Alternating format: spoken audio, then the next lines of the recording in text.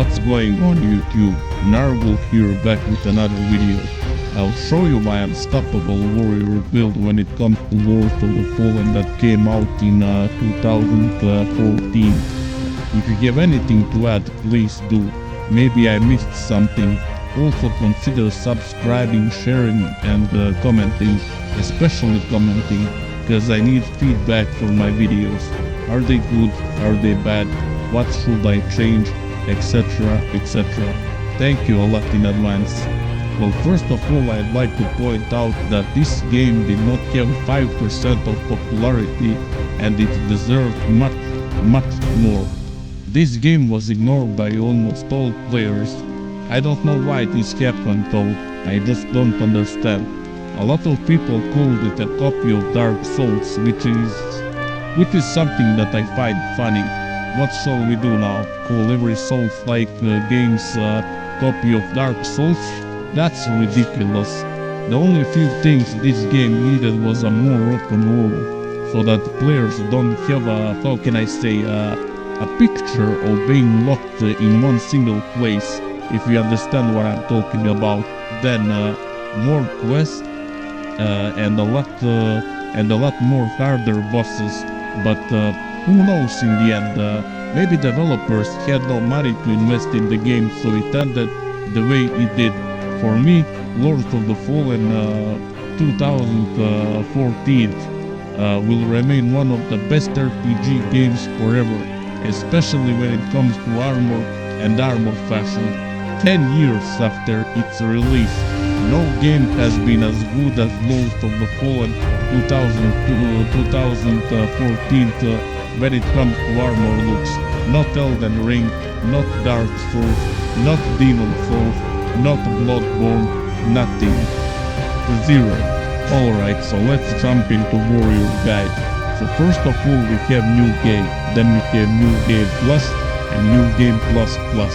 Every time you play a game and enter that New Game Plus or a New Game Plus Plus, it's getting harder. There is a huge difficulty difference between those. So what we're gonna do in the New Game, the easiest one is preparation for New Game Plus and New Game Plus Plus. You'll get all the armor, weapons, shields, tower shields, bucklers, etc, etc, as well as attribute and spell point shards in the New Game, which is the easiest one. Almost all trinkets, weapons and shields in the New Game are available, so let's take for example Amulet of the Betrayer, an amazing trinket that gives you 40% damage increase for a bit of HP health pool exchange. So this literally means if we equip Amulet of Betrayer, and when you deal damage you will lose a bit of health. Then we have Peacemaker, 34 strength, farmable two-handed sword. It's also obtainable in New Game. You just need to put few perks in luck and farm it. Once you collect everything, you will respec your character in a New Game Plus when you fight Commander, just to put those points from luck elsewhere, cause you won't need them anymore. This works for all builds, it's not just warrior included. It's also great to respec in a New Game Plus, especially if you messed up something with your talent from previous game. You have in-game experience now, you know how it rolls. Alright, so let's start with magic development first. All you need in Fates are 18 perks, not 21. Even though the game tells you that the best option is to go for 21. No, it's not. Save those 3 perks for strength, endurance or vitality, whichever you need the most. The reason we are going only 18 points in faith is that we need rage 3 out of 3. Rage is a key for this spec. Prayer can be also useful in certain situations, so you can put 3 out of 3 there as well. Forget about Ram and Quake, they are bad, really bad. Even though the game says opposite, the game says they are game changers and that they will help you a lot. It's simply not worth 3 attribute shards or experience. You should put those 3 in strength, endurance or vitality, for example. However, some bosses at Ultimate Game have tons of armor, but their magic resistance is low. That's where Quake and Ram are supposed to step on scene, but you will need a 20 meters long mana bar for this to work. As I said, Rage and Prayer solves it all. Also, when it comes to Prayer, it's really good one. You can demolish an NPC/boss while your clone is up. It will also serve you many times for opening the doors. So that's all you need to know. In Fate you will put 18, rest of the perks will go in Strength, Endurance and Vitality. Strength is first one, Endurance is second one, and Vitality takes third place. Be careful though. Don't forget that you are carrying Amulet of the Betrayer you picked up from Deserters. It's the best trinket in game, yes. It increases your damage by 40, yes. But this can easily lead you to death because it drains your health. So pay attention on Vitality. Now we will talk about weapons. I will cover only the most important ones. So at the beginning of the game, when you defeat First Warden, you will get Persistence, an amazing two-handed sword that will carry you long in your playthrough, especially if you somehow manage to beat First Warden without him hitting you. You'd get an amazing, better legendary Persistence. Bear in mind that even if he hits you, just die and redo. Eventually you'll succeed. I have no doubt about it. But don't force yourself much.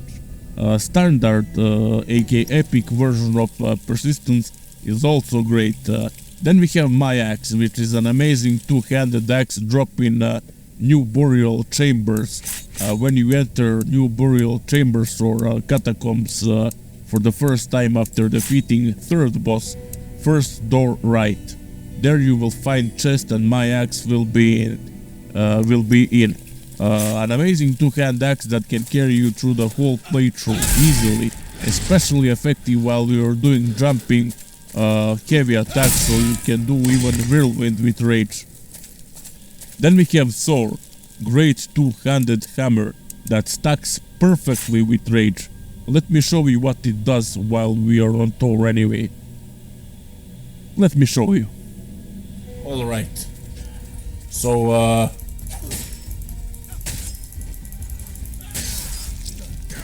let's go with Thor. Right, Thor. Just a sec. Let me think for a while. Right. So we have okay. That's where Thor shines. Whirlwind. Right. Now let's chug energy one. And let's go with the Rage. Come on, boys!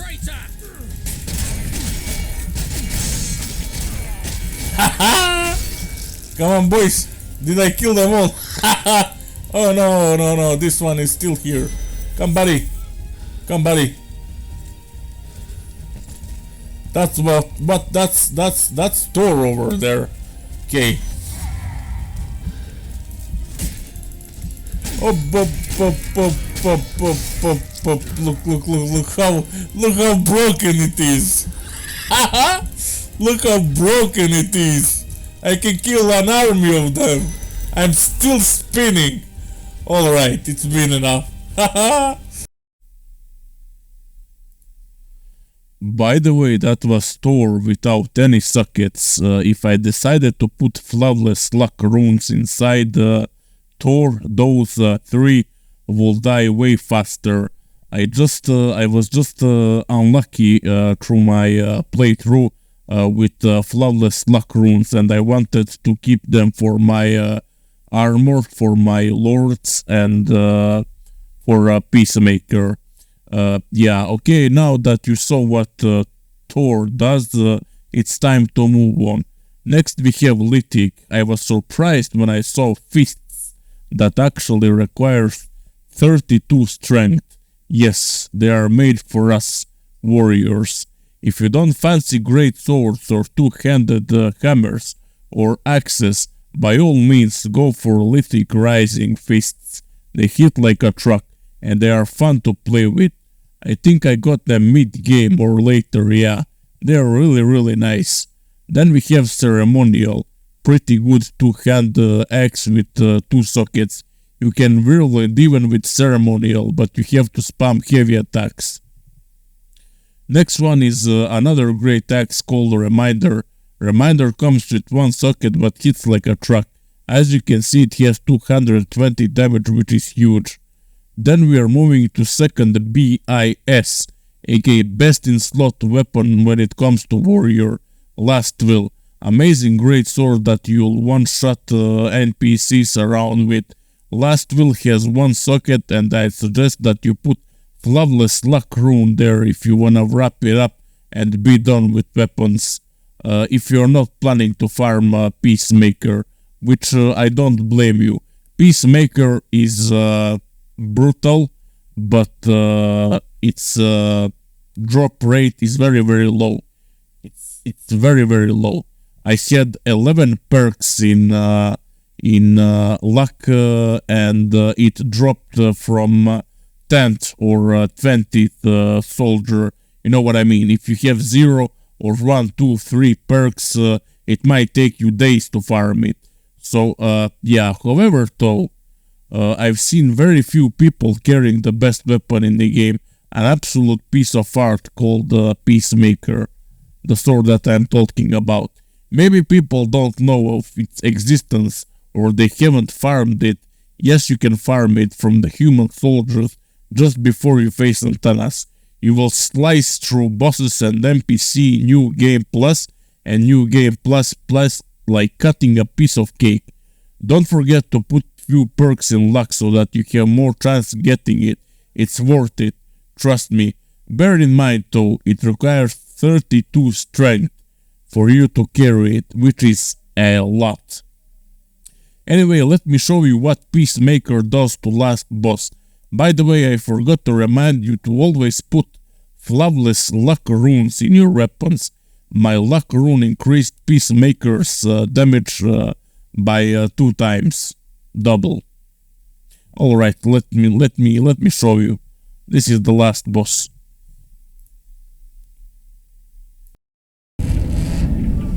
What we came up with when it comes to Lords, Flawless Luck runes, and Peacemaker. Is it worth farming it in a new game? But don't worry, I'm gonna make a guide also. I'm gonna make a guide. Look at this thing. All right, there. He's gonna drop me down. All right, let's test it out. So, as you can see, Peacemaker 513. Flawless Luck rune. Flawless Luck rune makes this happen. If you put any other rune, you will not have this damage. Nothing beats this damage in Lords of the Fallen. Nothing. Not even Rogar, Last Will, Myth, nothing beats this damage. But remember, only if you put Flawless Luck rune. Alright, so let's see what we can do. Let's go. Last boss.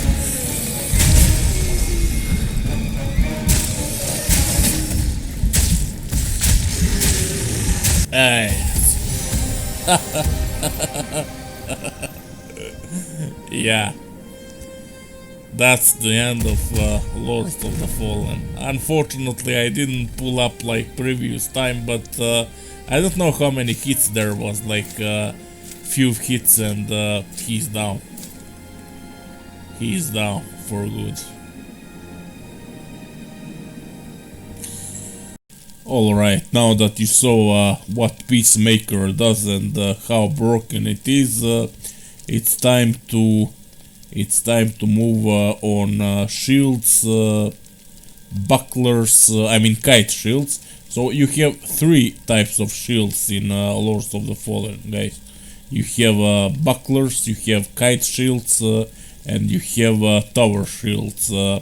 All right, so let's check it out. So this is the buckler. This is what you get.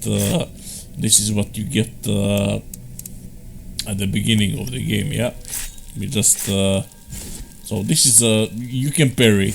You can parry with bucklers. So like just parry attack and counter riposte over there. They are made for parrying, and it takes you, just like in Dark Souls. It takes you a lot of time to actually get into it. You know what I mean? To actually parry on time. So that you can stab them with your sword or whatever kind of weapon you have. Then we have okay, we are just talking about bucklers now. Then we have kite shields. Kite shields are also parryable. You can just parry with them and do some damage over there. This is for damage, I think. But this kind of hits, you're doing damage. But yeah, I think I'm not 100% sure, but I think that you can. I think that you can also do that animation. So when an NPC or a boss is about to hit you, let's take for example champion. The boss in catacombs or burial chambers. I don't know how to call that area really. That thing that charges. So with the kite shield, you can just when he charges at you, if you time it correctly, you can just boom, do this, and he's gonna be stunned. You know, he's gonna be stunned, and you will be able to do some damage. To do some damage over there. And when it comes to tower shields, this is what you get. This is what you get. Nothing can hit you over here, but as you can see, my stamina is draining slowly, so I don't recommend you staying in this position for a long period of time. But like I said at the beginning of this video, I am wearing tower shields, bucklers, just for fashion, you know. I don't really need one. So yeah, you have kick also. Kick. I forgot to mention that. So let's go over bucklers and shield. Okay, so this is what you get at the beginning. A lion's head is not bad. Heavy shield, that's really nice. Kite shield. This is a blocker, but it requires agility. So bucklers are mostly for rogues, mostly for thieves. That kind of class. Then you have a bulwark shield, which is really nice. Wow, I have even this one. Okay, so what is special about this shield is that it looks like a tower shield, but it's actually a kite shield. You know what I mean? It looks amazing. It really looks amazing. I mean, that's what I'm talking about when I was telling you that nothing can compare Lords of the Fallen 2014 armor. I mean, look how these things look. I don't know. I've been playing Elden Ring. I've been playing Demon Souls, Dark Souls, all that kind of things, you know. And in my opinion, in my humble opinion, nothing beats armor made in Lords of the Fallen first version. I mean, whoever created this armor, I don't know, man. I don't know what to tell you. They should give you like 20 times more salary than they actually did, or 30 times more. This is just amazing. Then we have Commander Shield. So when it comes to Commander Shield, you can get it epic or you can get it legendary.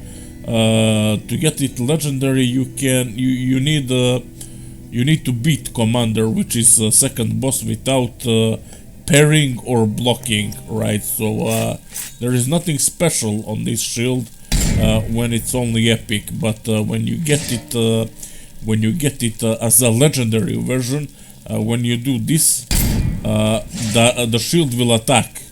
The shield will send bolts, some kind of bolt, some kind of shield to the enemy, which is magical damage. So it's not that bad. I mean, it's not that good, but it's not that bad. I don't know what to tell you.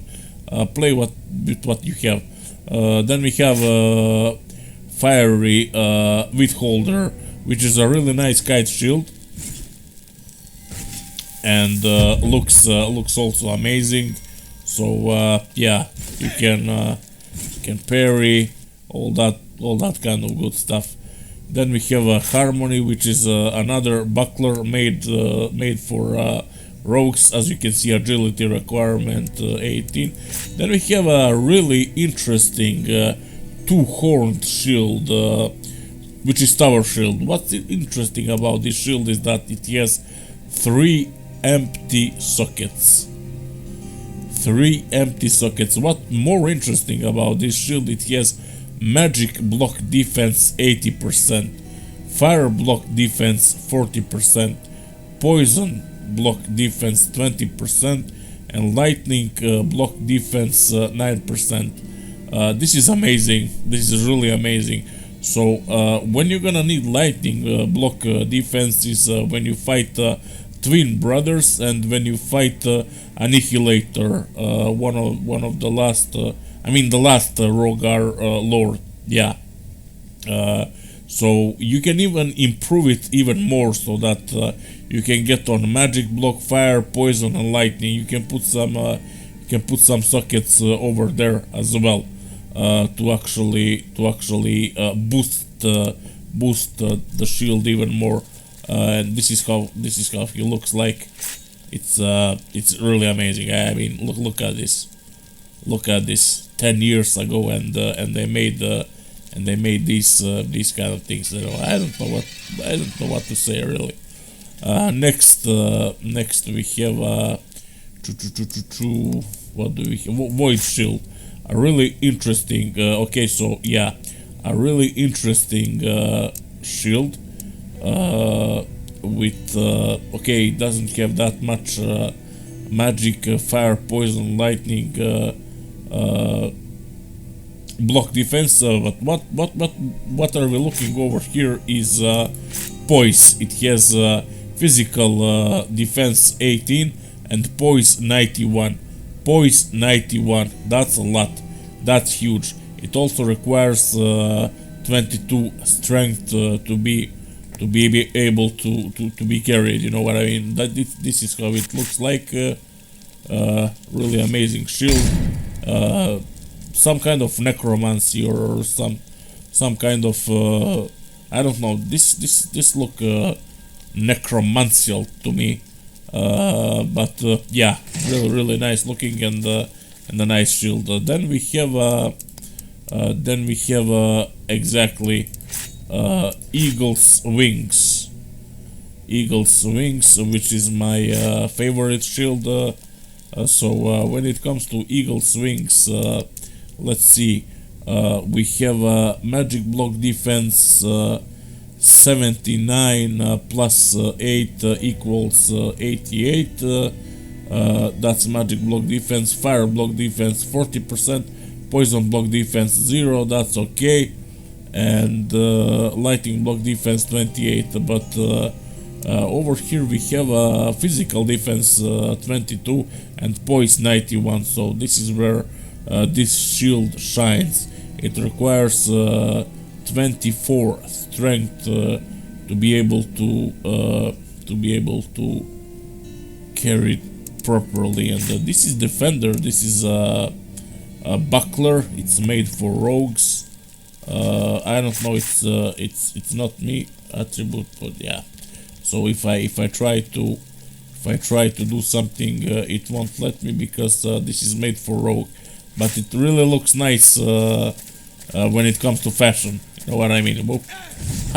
Yeah, you got me. To conclude the video, we're gonna cover Gauntlet. So we have Gauntlet Magic Explosive. I decided to put flawless poison rune over there. So this is how it looks. You can charge it and then drop it. Boom. And as you can see, it does explosion. This area is all in poison now over here, so that you can poison your enemies. It's really nice. Let me just a lightning. Let me take a magic.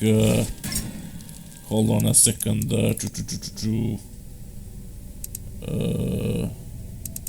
Magic energy shard. All right. Magic energy shard. Where it is? Where it is? Where it is? Hold on.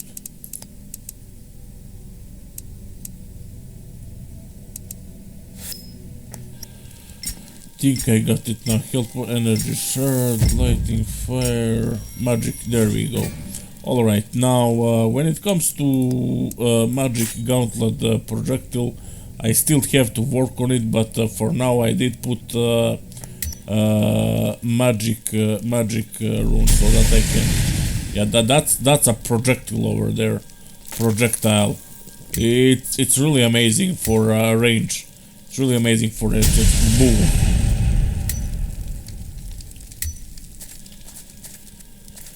Boom.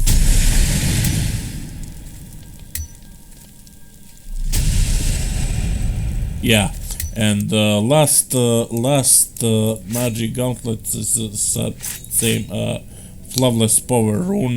This is a blast. This is a blast. This is also amazing one. So you stomp your ground like that, just like that. Boom, and you stun your enemies. Right, just like that. It does damage. It does damage, and I'm not 100% sure, but I think it stuns your enemies also, so that you can deal extra damage. Right. So there we go. Gauntlet ready. Boom. So yeah, it's really nice animation, and yeah, I like it. I like it a lot. But the most interesting one, I think, is poison one. Oh, there we go. Boom. And you can always experiment. You know, you can put, I don't know, you can put magic rune, flawless rune, poison rune, fire rune. I don't have any fire runes on this gauntlet. On this gauntlet thing is explosive projectile blast. So if you put fire rune on a magic gauntlet explosive, there will be fire. You're gonna set them ablaze. You know what I mean? There will be like a pool of fire.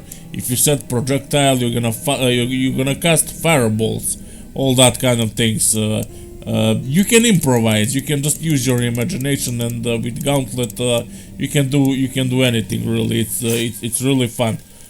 So yeah. Anyways, that will be pretty much it for this guide. I think it's already too long. Like I said at the beginning of this video, if I made a mistake somewhere, I would like you to correct me. And what I need the most are comments, not on this video only, but on as many videos as possible, because I need feedback. Are they good? Are they bad? What should I improve? How should I improve? Etc. etc. So yeah, that's pretty much it. Thanks for stopping by, and cheers, cheers, cheers.